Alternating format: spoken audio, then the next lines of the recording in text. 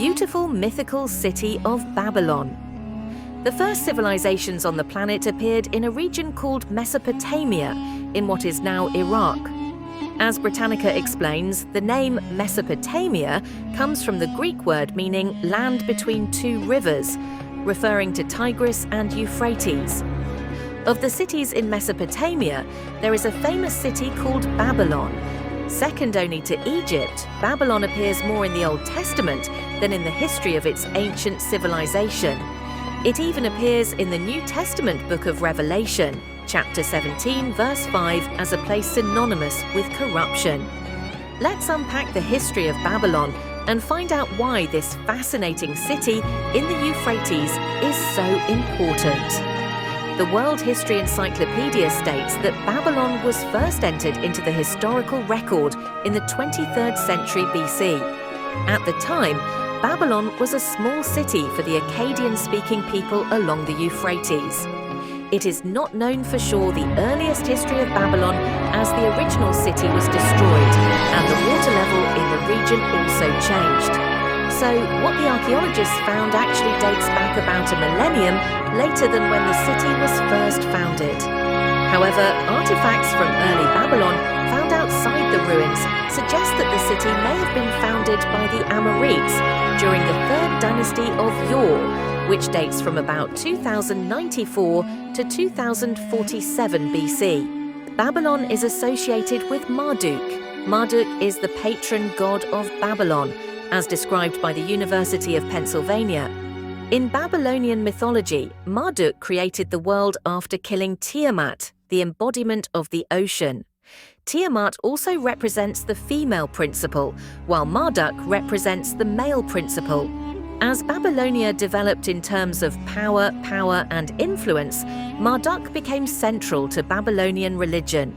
Many associate it with the Greco-Roman god Jupiter, equivalent to the Greek Zeus, as the supreme god of all gods. Everyone who wants to rule Babylon must show his respect for Marduk. Babylon is famous in history after the founding of an empire, known as the First Babylonian Empire, or Babylonia. Hammurabi ruled from 1792 to 1750 BC, after conquering various rival Mesopotamian city-states. He was the 6th king of the Amorite dynasty. Hammurabi had a grand vision to unite Mesopotamia through cunning diplomacy and conquest, and he also united all the territories under his rule. He also built new temples in Marduk, making the city one of the largest and most beautiful in the world. As the book Ancient Mesopotamia explains, Hammurabi had a son named Samsu-iluna, who eventually became his successor. However, Samsu-iluna was faced with a massive rebellion. In the 8 decades after his father's death, Babylon experienced a massive downturn. As a result, Babylon became so vulnerable that it was invaded by the Hittites in 1595 BC and later by the Kas.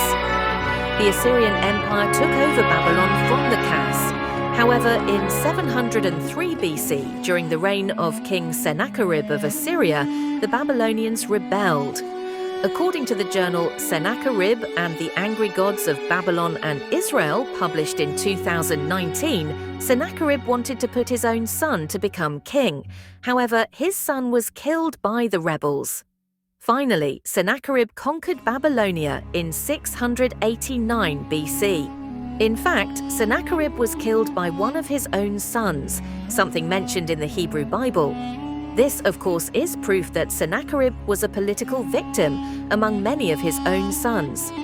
Although Babylon had been destroyed, Esarhaddon, the son and successor of Sennacherib, rebuilt the ancient city to its former glory.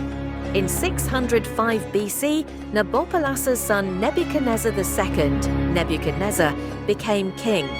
Nebuchadnezzar had quite good military experience in fighting the remnants of the Assyrians and Egyptians.